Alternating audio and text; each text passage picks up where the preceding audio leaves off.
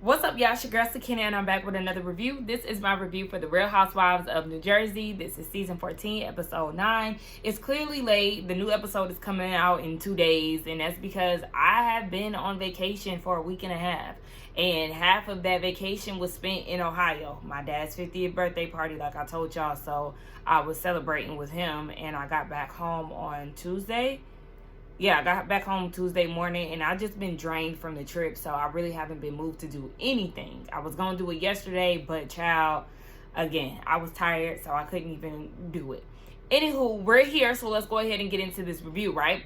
So it starts off with the ladies doing what they do. We see Teresa cleaning up the house from the party that she had, the Tipsy and Saloon party.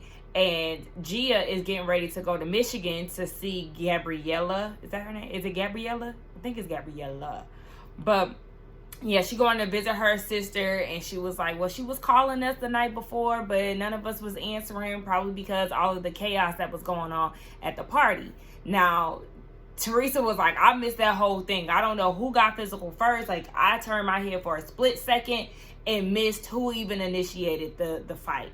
So I mentioned that last week too. I told y'all that she did turn her head, and that quick, Danielle was pushed by Jennifer.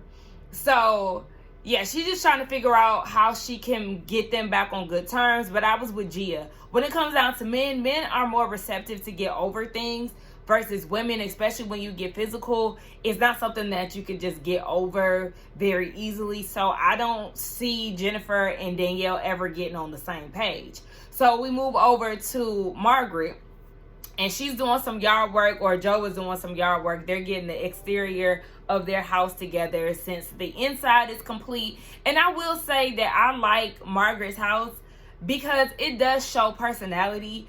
Listen, what do they call it? The beige? I forgot. There's a saying for like the minimalistic people whose houses is nothing but beige interior everywhere, beige, whites, blacks, very basic colors. Don't get me wrong, I do like those looks. I like the minimalistic look. I like the, the beige color palettes and things. But I also do like the colorful houses too. I think that beige aesthetic is making me appreciate the more loud and colorful houses too, because I noticed on my Instagram, like my algorithm, it shows me a lot of interior design with color. And it might be because I follow this interior designer, and her style is like that, so that's probably why the algorithm is doing what it does. So I do like that. Pops of personality. So shout out to the color. I mean, some of the rooms are not my taste, specifically the one with like the floral wallpaper. That's not my taste, but like I said, I can still appreciate it because it's different. But yeah, they're getting the outside of their house together, and she's telling Joe that they now have to wait until Monday to get the results to find out if he has prostate cancer or not. So it's supposed to be within that week, but then it got pushed to another week. Margaret is clearly worried, rightfully so, whereas Joe was more like, it don't run in my family, you can't stress about these things, like he's taking it easy. And she was like, yeah, well, I'm gonna have to stress out for the both of us. And I don't blame her, because I would be the exact same way. Okay, just sleepless nights, thinking about it all day, every day, crying once I heard that we have to wait yet another week. Like I wouldn't be able to do it. But he's being positive about it, and that's the way that you're supposed to look at it. So then we get over to Danielle's house, and they preparing for the fall, getting their little fall decor out and whatnot. I like her house too, because it actually is lived in. Like their refrigerator has pictures of the kids and stuff like that. I like houses like that. Look, I like houses that let people know that there's people there. You go to people's houses and they be like, oh my gosh, excuse the mess, and it's like 3 dishes in the sink.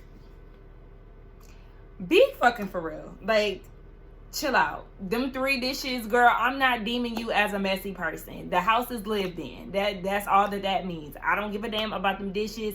I don't care that you got a little misplaced pillows on the couch. Like, relax. It's not that damn serious. But I mean, shout out to the cleanly people as well. So yeah, they're getting stuff together around the house. And she said that she's getting ready for her Bougie kids relaunch party. So she's throwing that. She said they got a new logo. They got all these new things. So she's just ready for everybody to see. I mean, like I said, I want her to rebrand the clothes, okay? Because that baseball outfit, cringe. Tutus, it's not my style. I know people do like tutus on their girls and stuff. I can't stand a tutu. I don't even like, okay, are y'all familiar with like Carter's and Oshkosh Bagosh clothes? I love the name of that store. Are y'all familiar with those clothes where they have like the corny character on there, or like the nautical themed clothing, or like the fireman outfit? I don't like clothes like that. So when I start having babies, follow what's on my registry, okay? Don't you dare go off the grain. Now, don't get me wrong. Carter's and Oshkosh, they do have some cute stuff, but I like real basic stuff. I don't need all them characters and all that extraness on my kids' clothes. I do, buy stuff like that, but it just depends on how it looks. Like, if there's a black ballerina on a shirt or something, I'm like, okay, that's cute. Let me get that for my daughter. You know what I'm saying? But one cute little dinosaur, maybe. But, like, I don't like that. I don't like it. So, like I said, follow the registry or we gonna have some problems. So, anyway, she getting ready for this launch party. And she was like, well, clearly Jennifer is not invited because she made fun of me. She tried to, go in on my character. Like, I really don't even know what's going on. So, in her confessional, she was saying how Jennifer really was tripping, and she had the nerve she lied on her, one, and then she had the nerve to put her hands on her. And it wasn't like just a little, get off of me, Danielle, just like a little push. Where she from, Staten Island, they call that a yoke because she put hella pressure on that. Jennifer definitely wanted smoke, by the way, that she pushed Danielle. If she wanted some space, she could have been like, get out my face, put her hands up, like, get out my face. But she shoved that girl because she wanted smoke, and that's exactly what she got. She got up the side of her head with a drink. So, and I see a lot of people saying, well, what if it was a glass? And we're not going to play the what if game because it wasn't a glass, okay? It was plastic, and it was what it was. Jennifer initiated that fight by putting her hands on her, and it is what it is. And also, too, I'm kind of jumping the gun, but I've seen people, because I don't know if they're going to talk about this on the show or not, but even people getting mad on Twitter that Dolores didn't want to accept Jackie's apology. I feel like y'all are reaching with that. She don't have to accept Jackie's apology. She's not that close to Jackie. If y'all watch the show, y'all would know that she's never really been that close to Jackie. So if she don't want to accept her apology for blowing a little tag, not being tagged on a photo out of proportion to the point where she's saying she hates her and she's a slob. If she don't want to fool with her, then she has every right to. She don't feel the need to do that because she's not that close to her. It's simple as that. But anyway, back to Danielle. Yeah, she said that she really ain't feeling Jennifer. She put her hands on her, and that took it up a notch. And she said she really doesn't understand where all of this is coming from with Jennifer. She feels like maybe it's because of the charity event where she didn't want to invite Lena. Danielle didn't want to be messy, and because Danielle wasn't playing Jennifer's game, she felt like, okay, well, yeah, now I'm coming at you. Since you don't want to fall in line and do what I say, she ain't got no use for her no more, so she gonna start a pot over here with Danielle and try to lie on her and make it seem like she was using her hairdresser and everything else. Danielle's definitely clocking, and you on point. So then, back to her lunch situation, her husband is like, well, are you going to invite your dad? She said that she don't really know. Her dad has like a printing business for shirts or something like that. So, he's seen the beginnings of her business down to where it is now, and she wants to share that with him, but she really don't know. So at this point, her husband is going to play the middleman to see if they can come together. Please come together, because it really is, it's not that deep. You mad at your dad for taking your brother's side? Okay. Be mad at him for a little bit, but move on after a while. So we do go over to Dolores, and she is talking to Paul, and she's talking about how drained she is, and she's working from home, but not for long because they signed a lease for a new office. So she has accepted Paul's proposal, so she's going to go into business with him in this electrical company. She's never had an office job before, so she don't even know the difference between calling in and calling out. And if you want to do that, Dolores, again, like I said last episode, do that. But also make sure that you're getting what you want out of the relationship too. Otherwise, you're going to be depleted. Listen, I learned that lesson in my last relationship. Okay, I was working with him and everything else, and it just really started to drain me because I had my hands in too many things and it just was all over the place. Okay, so take it from me, it's a lot. But anyway, so yeah, they're talking about the night before. She doesn't know if Margaret and Melissa knows that there was a whole brawl situation. Not a brawl, but a whole fight situation. So she gets on the phone with Rachel, and Rachel already knows because it was in the blog. So Dolores confirmed that yes, they did fight, and Jen pushed Danielle, and Danielle smacked a cup in her face and broke it. So Rachel really don't have that to do. Of course, she's interested to know, the what happened. But at the same time, it's like there's so much going on within this group. Baby, we got other things to do. There's bigger fish to fry. She was actually at an arthritis support group that she had created from a summer camp that she volunteered in last year. I think that was right. It was like a foundation that she volunteered for. And then she started a support group for kids because juvenile arthritis is a rare condition. But it's good to have people who are going through the similar things that you can relate to.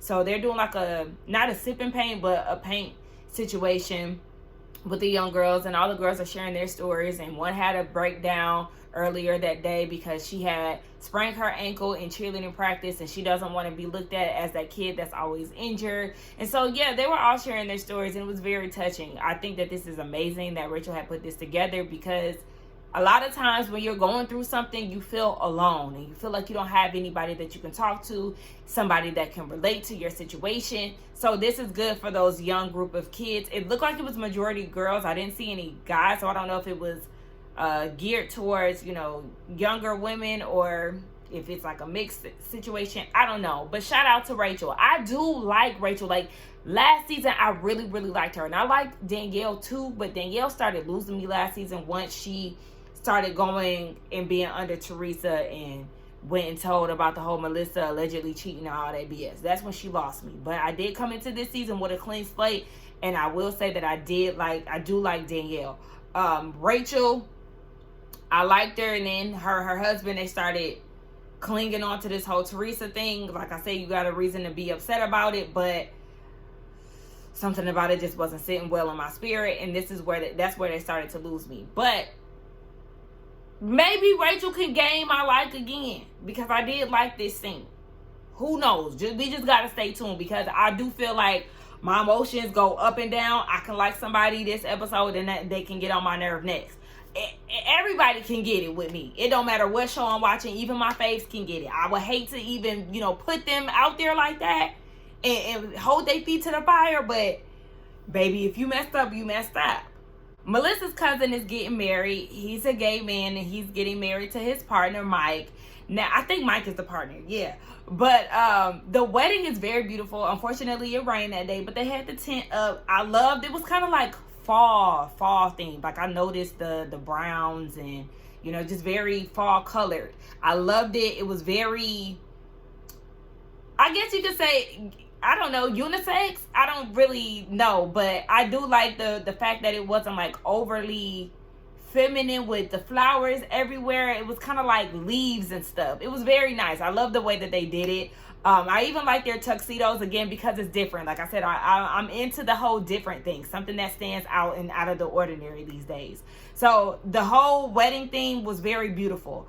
And Joe was a little nervous, but it was his time to shine. We know he like attention and whatnot. Saying the cousin and his partner. I really don't like saying partner. I don't know. Partner just gives business. I always wonder why they said that in the gay community. Like that, if that's your man, baby, that's your man. That's your husband. That's your wife, ma'am. Partner just seems so professional. But anyway, Joe gives his speech at the wedding, and he was like, when I first met you, I was like, how are the ladies? Little did I know that I was, further putting this pressure on you because he hadn't came out. But when he did come out and he shared the story with Joe, he fell in love with him even more. And he fell in love with his husband, Mike, because they related to each other and not really being close to their family. Unfortunately, Mike his parents weren't there because they don't accept him being gay. And that's very unfortunate. That's sad. And even when Joe was saying in his confessional, like, my sister won't be at my kid's wedding and I won't be at her kid's wedding. Like, that's very sad. I was like, I couldn't do it. I couldn't do it, y'all. I could not do it. I could not do it. I'm a crybaby, okay? Like I said, the Pisces will come out strong, okay? All three. My big three is nothing but water signs. I am a Pisces sun, a Cancer rising, and a Scorpio moon. Do you hear me? Crying. I cry about everything. Joyous occasions, sad occasions. Baby, my family not being at my wedding, I couldn't do it. I couldn't do it. Shout out to Mike and shout out to Melissa's family for accepting him and showering him with love, accepting Joe and everything else. Like, I just thought this whole thing was beautiful. It was very beautiful. Joe did an amazing job officiating the wedding. Shout out to Father Joe. And shout out to Melissa's cousin and his husband, because y'all did that. Why is everybody's dogs not trained on this show? We've seen 3 scenes in this one episode. We've seen a total of 3 scenes where Teresa's dog pooped. I mean, it was outside, but it was not in the space where I'm sure she was supposed to use the bathroom at. Dolores was cleaning up a dog, whatever. I don't know if the dog peed or whatever. She was cleaning it off the rug. And then you got the ladies at Jennifer's house, and they talk about, oh no, don't bring, the dog can't be in here because she'll poop everywhere. Y'all got all this money. Y'all couldn't train y'all to get a trainer for these dogs so they can know where to poop and pee? Baby, we don't have trainers around here, but our dogs know. Don't you use the bathroom in this house. You go stand at the back door and let us know when you want to go out.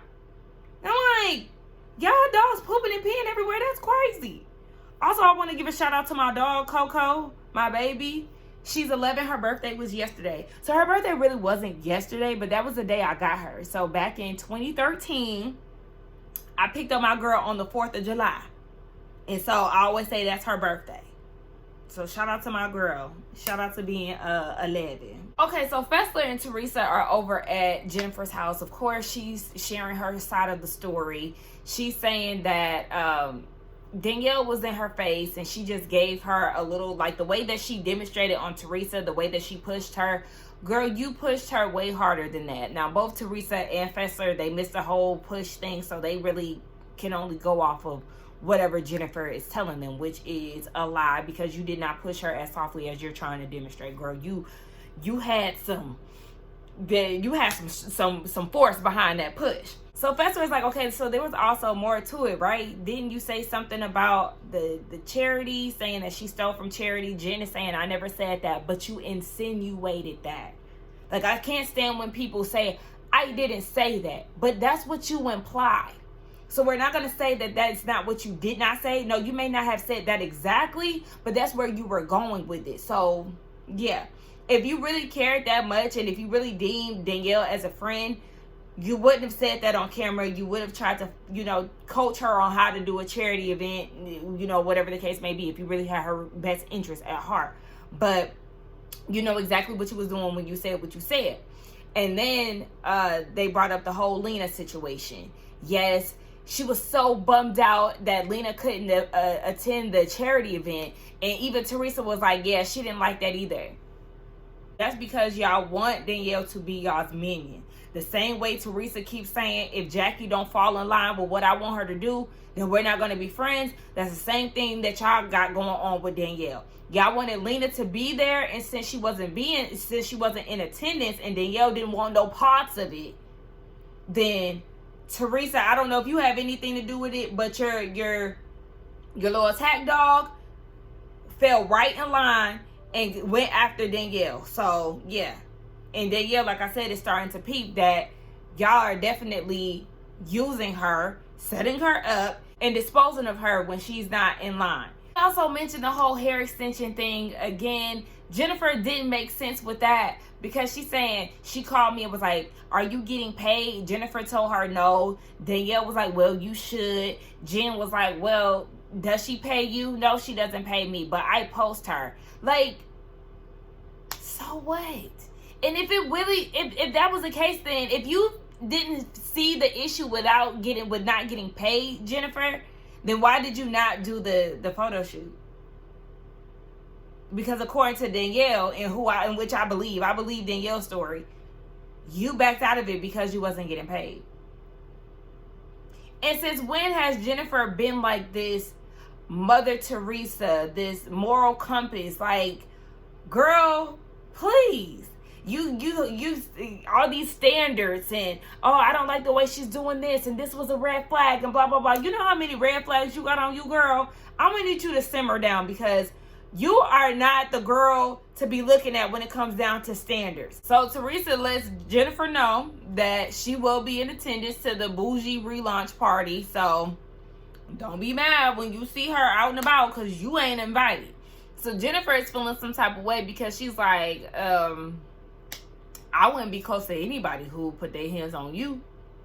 And Teresa's like, yeah, I mean, I know, but I don't have an issue with her. Like, I'm friends with both of y'all. She really wants them to, make it right.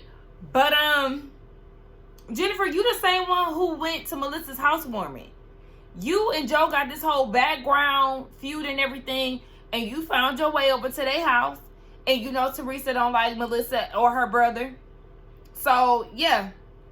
It is what it is, and you're nobody's victim here because you started the fight. So if you got bopped upside the head with a cup, that's your fault. And Teresa shouldn't have to suffer because you don't know how to keep your hands to yourself. Girl, please.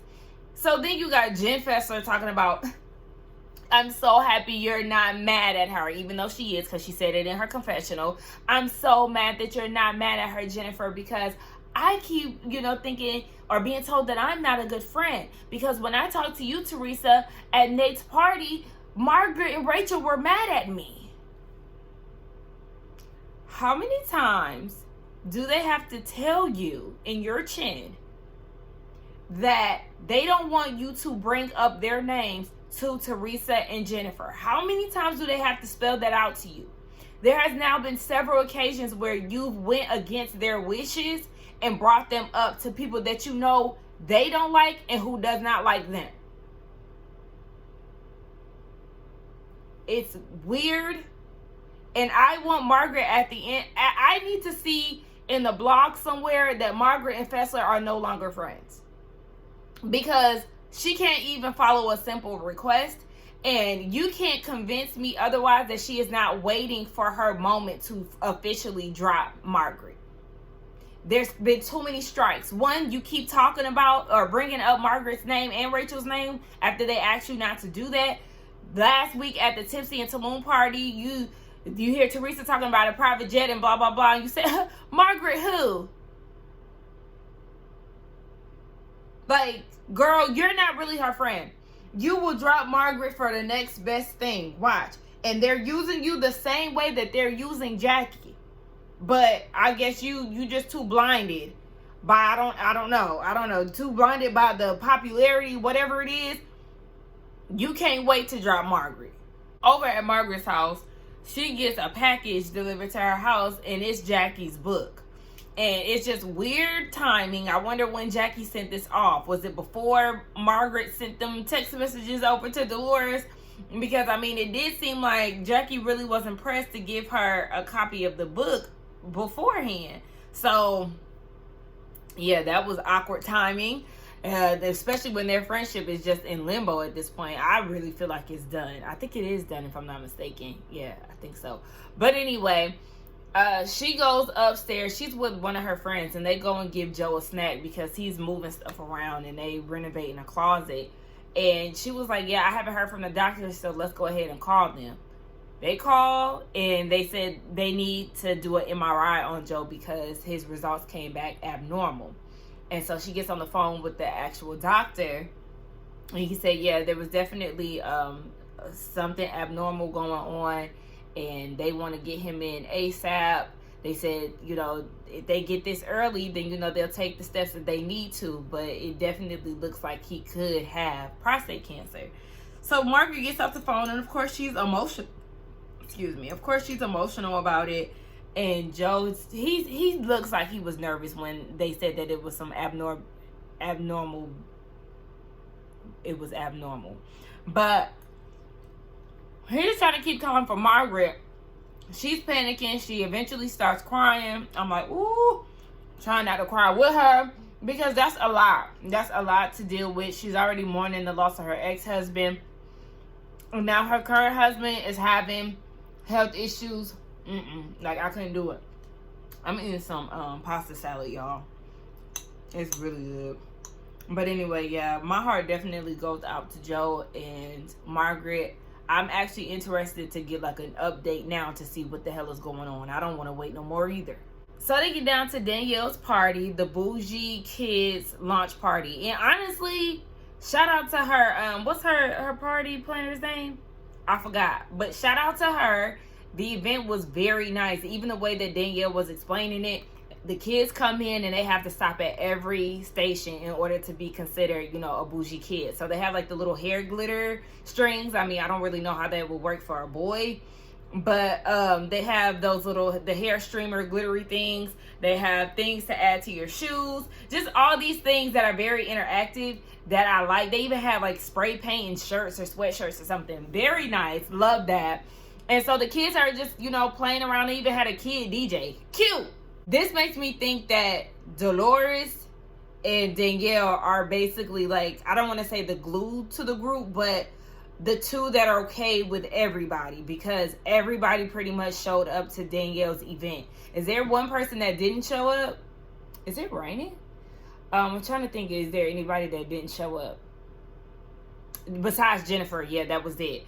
But her dad also didn't show up. Now, he did agree to come to the event, but her husband let her know that her dad was feeling sick and he doesn't know if he got, you know, COVID or what, but he's about to go get tested. So she was like, you know, she was a little bummed out that he wasn't able to come, but just the fact that he agreed to come, she feels like they're moving in the right direction. If you ask me, Danielle got the finest husband. I think Joe Gorga is handsome too. Don't come for me. I do. I think he's very handsome. I think Nate is handsome too. Who else? That's it. I know people had a thing for Evan. Evan was not doing it for me. Evan looked like he used to be fat as a kid. He lost a little weight, but the chubbiness is still in his face as an adult. I don't know. I just feel like I can see what he looks like as a kid. And I don't know. He just don't do it for me. Everybody was all up on Evan. Even when they were saying that Teresa got a crush on him, I'm just like, I don't get the hype. But yes, I think Joe Gorga and Nate are the two most attractive husbands on this franchise. But anywho, you got Jen Fessler, Rachel, and some other girls. Everybody pretty much gathers around her. Teresa shows up. All the girls are there, with the exception of Margaret at this point. And they're asking if she's okay, if Danielle is okay in regards to the fight with Jennifer. And she's like, yeah, she all right, but she really sees Jennifer for who she is. Like, you said that I stole from the charity, and you saying this about my hairdresser and all of this. So then you got Fessler talking about, well, you know, y'all have two different stories. And so one of the friend of was like, okay, well, what is Jen saying? She pretty much said the same thing, that they were close in each other's face, or Danielle was in Jennifer's face. She pushed her, and then Danielle punched the drink on her, something like that. And it was like, nah, I mean, it wasn't a glass. I, you know, poured a drink on her. But I said, I mean, is it me, or do these stories sound very similar? Like, that, besides the fact that Jennifer is trying to water down how forceful the push was, sounds like the same story to me. Like, am I tripping? So Teresa's trying to get the girls on board. She's trying to vouch for Jennifer, saying that she's not an evil person. I don't know Jennifer to lie. Girl, please, that is your minion. Okay, that is your sidekick. Of course you're going to vouch for her. And just like, I was so here for Danielle when she said in her confessional, she said, I don't expect Teresa to be, you know, Mother Teresa, but your girl Jen, she messed up. And even if you tell her that, trust me, she's not going to be a friend. So she'll still be hanging around, sis. You can hold her accountable. I said, I know that's right. Danielle has really been clocking Jennifer and Teresa's behaviors, and I need her to understand that even though Teresa is trying to play neutral and be Switzerland in this situation, she's not your friend. So you can get rid of her too. So before Margaret walks in, you have Teresa trying to vouch for Jennifer and was like, Margaret is actually the bad person. Girl, why do you even do that? Every time somebody talks about someone else's character, you find the need to bring up Margaret. Like, y'all are both pressed. Margaret don't want Fessler around Teresa, and Teresa don't want nobody around Margaret. Y'all both are equally pressed about each other. So Margaret gets there and she's checking up on Danielle, trying to see if she's okay. Melissa comes in too, and Danielle was like, yeah, you know, I'm here, we here for my event, like, let's party, let's kick it. So, you know, everybody is celebrating. Gia is there too with Teresa. I feel like I'm kind of all over the place right now. But Gia is there with Teresa, and I know they're trying to basically launch her off into this new spinoff that they're doing with the Housewives kids. So what is Gia, Riley, Candy's daughter, Brooks from Salt Lake City, Meredith's son, I think Aoki Lee. No, it's not Aoki Lee. It's Ming Lee, Kimura's daughter, Dame Dash's daughter, and I want to say I'm missing some other people, but they're all supposed to be making it in Manhattan, these kids that's coming up in Manhattan. And I'm just like, did Brooks really move to Manhattan? Because we know he be all up in Salt Lake. Did he really move?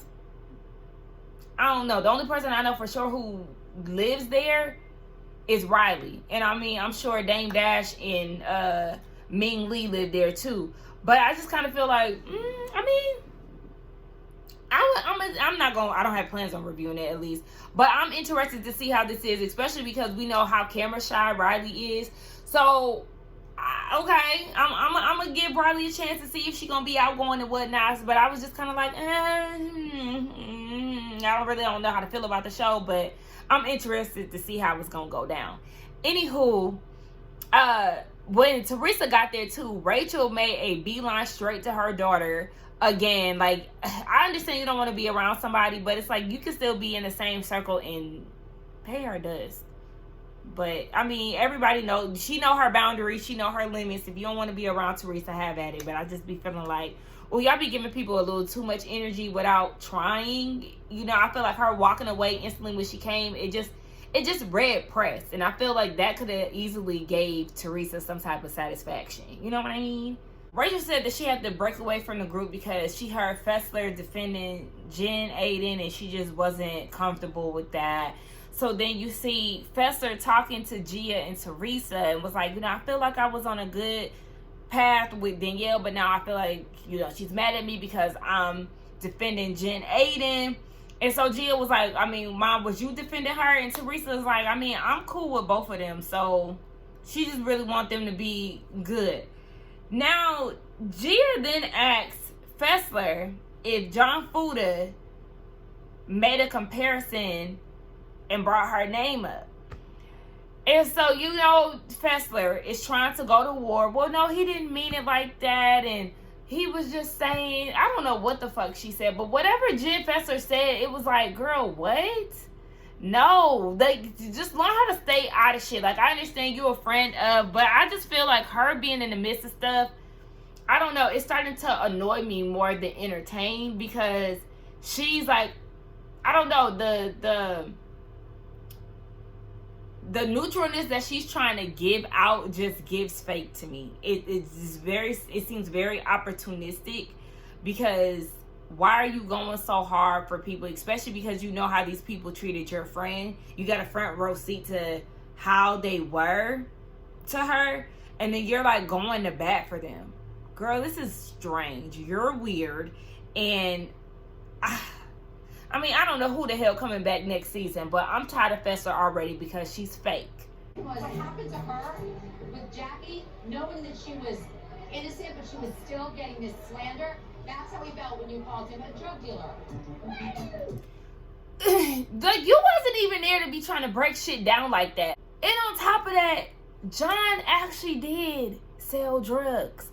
So again, I didn't understand why he brought up Gia. Him bringing up Gia was very unnecessary. And like I said, it just further proved the point of him watching the show. Because you did not need to bring her up whatsoever. So I understand a lot of people have been saying, Gia is grown. She's all in the mix. So if she has opinions about something and somebody, you know, responds to that, then it is what it is, especially because she's grown. That I agree with. Yes. But I do find it very weird that John brought her up out of nowhere when she had nothing to do with that. This whole analogy BS, just keep people's kids' names out y'all's mouths because you already know how people react. It doesn't matter if you said something slanderous or not. If you're in conflict with somebody and their kids' names get brought up, of course they're going to get on defense. Like, what the fuck? Just shut up about their kids. Keep it amongst the adults. And then Dolores was like, Fuda was trying to put it in perspective. You would get mad if somebody was talking about your daughter at that age. This nigga's grown now. Like, what the... He's grown when she brought this up. Who gives a damn? Like, she wasn't saying this about his son. Like, this is weird. This is weird. Am I the only one feeling weird about all of this? This is strange. So you got Rachel, Margaret, and Melissa. They are all taking pictures. Fessler comes over. And they were like, what you doing? Melissa was like, you was talking shit? Yes, she was. I'm glad you know what she was doing. And she was like, no, I was over there trying to tell Teresa and Gia that, you know, John Fuda would never talk about them. And I think Rachel said, you're obsessed with me. And she walked away. Girl.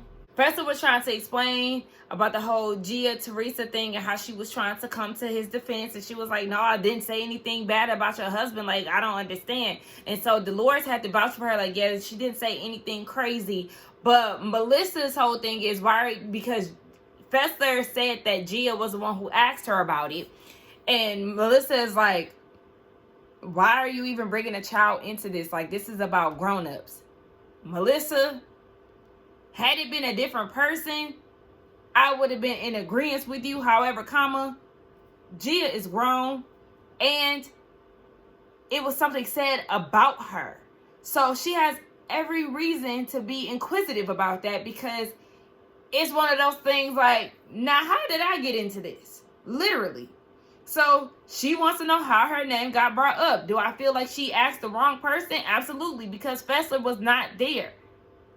I feel like, honestly, that could have been a situation that her and Rachel could have talked about. Gia and Rachel could have talked about because John's wife is in attendance. Even though Rachel and Teresa don't get along, I mean, shit, Gia grown, had that grown conversation with John's wife because I'm sure she would know more than Fessler.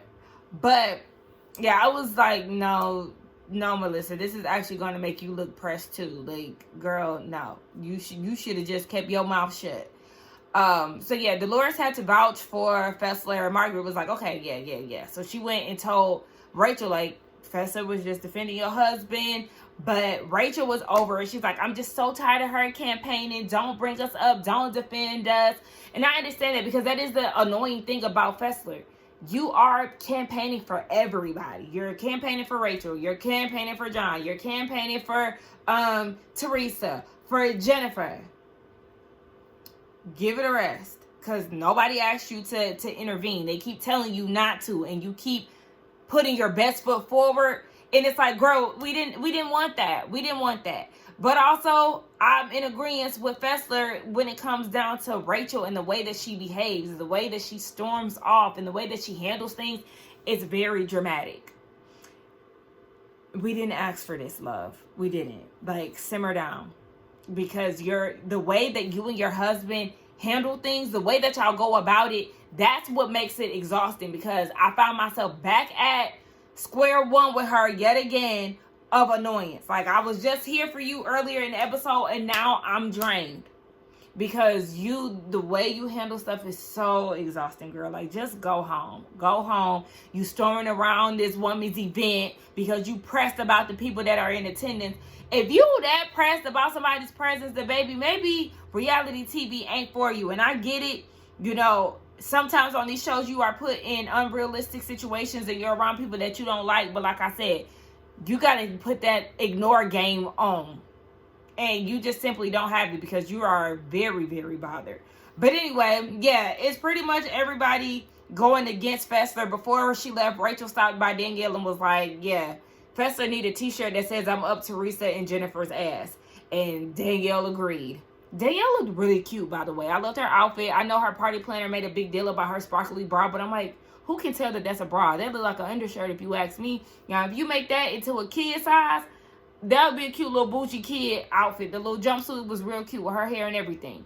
But anyway, that was the end of the episode. Y'all let me know what y'all thought about it. Let's get down in the comments and talk. Do not forget to like, comment, and subscribe to my channel, and I will see y'all in the next one. Bye.